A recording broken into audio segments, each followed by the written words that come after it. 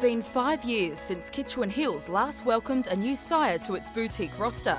But in the competitive game of standing stallions, Mick Malone and the team may have found a diamond in the rough. Although as a fast son of Snitzel, Time for War hardly needs polishing. I think Time for War he's everything that we've seen over the last 10 years stand out in the stand. He was extremely fast, he was a great 2-year-old, he was a 2-year-old of his era, and he's just a good-looking horse by a super stand. So for those reasons, really, for me, stood out as a horse that Kitchewan wanted to put their hand up for. And we had a fair few options to stand some other horses, but we're really looking for one of those nice, fast, precocious sons. As successive champion first season sires I Am Invincible and Hinchinbrook have proven, there is great value for breeders in supporting well-bred, good-looking stallions who retire to stud without the Group 1 victory on their record. I think we do get carried away, looking for that amazing Group 1 horse. But look, I think precocity and front-running speed and that can rattle off sectionals, which is all those things Time for War could do, is standing up in Australia from a size point of view, and hence why we're happy standing Time for War.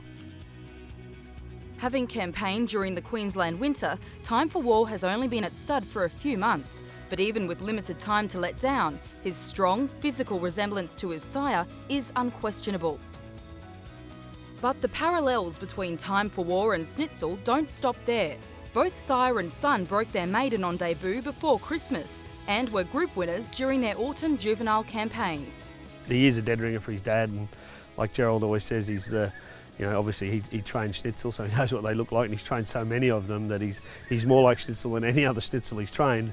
But I think the thing about Snitzel being so hot in Australia, he's as hot in the sale ring as he is on the track, and commercially that's just so important these days. When we all search for those stands that give you that really nice type, Snitzel, he just gives you that great amble, lovely action, beautiful head.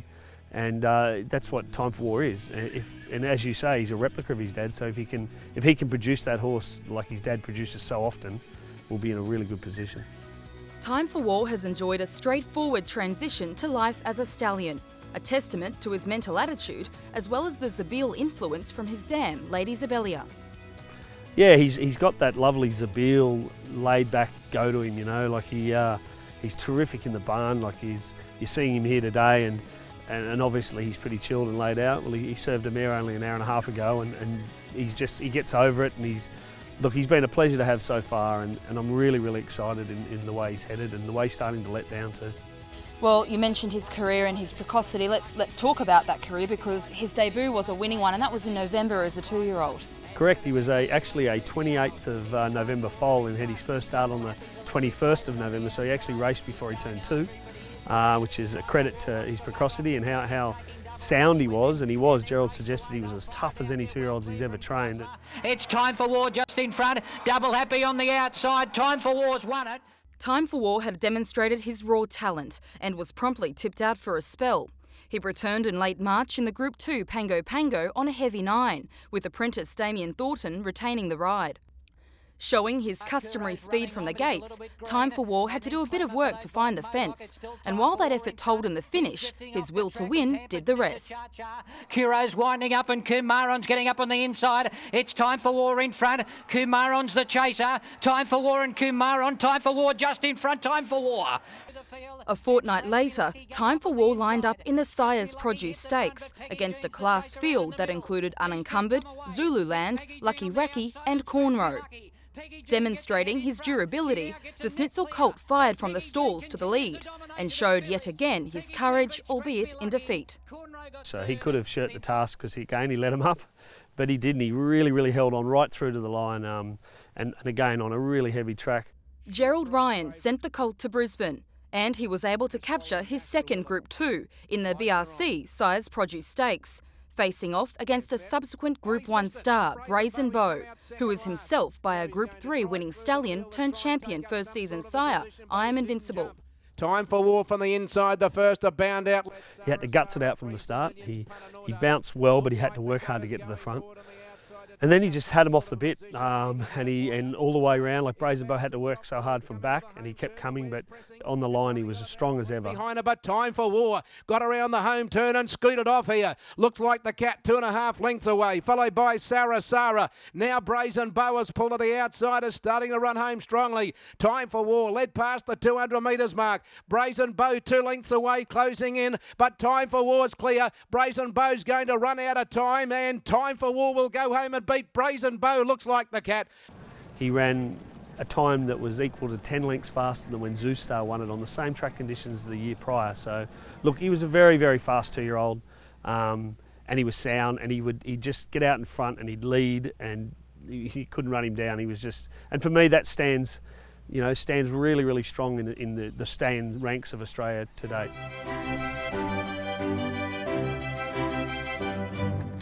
Speed counts, and when they're early, it shows they're tough and they handle our conditions and they handle what our trainers throw at them. So Time for War was all of that. Time for War is one of 5 offspring from Lady Zebelia and one of 2 to race so far, indicating there could be further upgrades to his immediate family to come. Lady Zebelia, a daughter of Zabeel, won 3 at a mile and 1800 metres and is from the branch of the great Celine family, featuring lucky owners, Mosheen and the great Might and Power. I think when you talk to Gerald, and when we purchased him after the Doomben 10,000, we really felt that he may have got further, and we trialled that in the Queensland Guineas. We took all the gear off him, and we just let him drop out of the barriers, and he just settled beautifully. But he was unlucky that he couldn't get out when he needed to, and he sort of got boxed in, didn't get the run, and went to the line under a stranglehold. So we probably never really got to find out whether that Zabeel factor was going to kick in his pedigree. And if you look back through his pedigree, there's war horses like Might and Power, Mosheen. It's a Group 1 saturated pedigree, and he was a precocious 2-year-old. So for us, he just ticks so many boxes. I hate to use that, everyone uses that, but he does tick so many boxes. The first signs for Snitzel, Sire's sons, are also promising, with the debut crop of foals for Newgate Farm stallion Sizzling and Seamus Award at Widden Stud receiving positive reviews. It won't be too long and Snitzel will be champion Sire. Like, he's just doing such a good job, and obviously they're selling like hotcakes now and going all to the best trainers and getting him every chance.